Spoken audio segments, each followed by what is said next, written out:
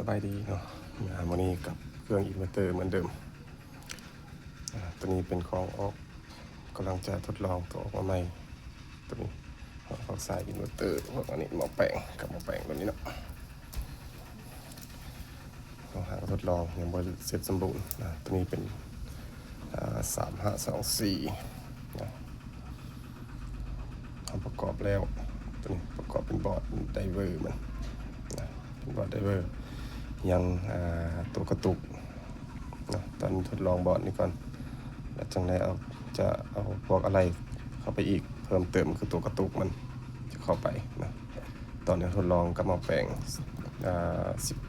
12 0นะแปลง0 12 12นะ220นี่มันหลอดไฟ200 วัตต์นะตัวนี้เป็นหลอดไฟ200 วัตต์กับหม้อไฟ12 โวลต์ตัวนี้เนาะ IRF 3025เนาะ IRF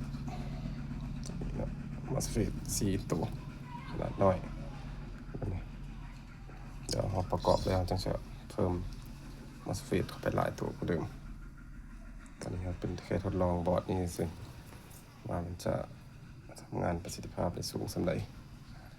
แล้วก็ต้องได้ใส่ตัวกระตุกอีกเดี๋ยวเราจะทดลองมันเลยจะทดลองเลย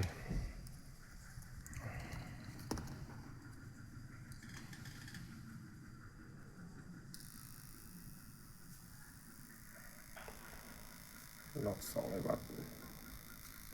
ไฟก็จะเบิดไฟบริษัทโดนแบบนี่ทดลอง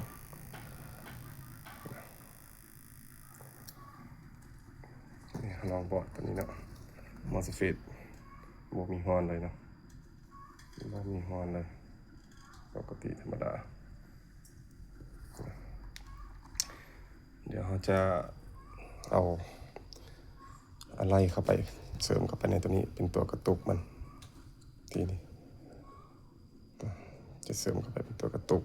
ก็เพิ่มที่หม้อแปลงอุปกรณ์เสริมเข้าไปอีกเนาะตัวนี้แค่ขั้นพื้นฐานขั้นต่ำๆของมันลองให้เบิ่งจะประกอบได้ทุกแบบเลยแต่อยากได้บอร์ดแบบใดสั่งมาเอาเฮ็ดให้เป็นบอร์ดไดเวอร์มันก็ได้จะได้เขียนโปรแกรมกระตุกลงให้มันครับตอนนี้ทดลองบอร์ดไดเวอร์ตัวนี้ลองเบิ่ง3524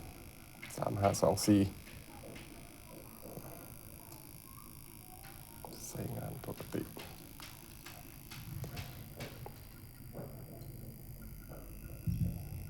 ผ่านไปบ่มีฮอนเย็นๆปกติตอนนี้มันติดที่โหลดเนาะวัดไฟได้ที่150 โวลต์เพราะมันติดโหลด200 วัตต์ไฟก็เบิดได้ถ้าปลดหลอดออกไปจะตกที่200 กว่าโวลต์200 ปลายโวลต์เดี๋ยวเราประกอบเสร็จสมบูรณ์อีกทีนึงจะทดลองให้เบิ่งอีกทีนะอันนี้เป็นการทดลองเบื้องต้นในเรื่องนะขอขอบใจ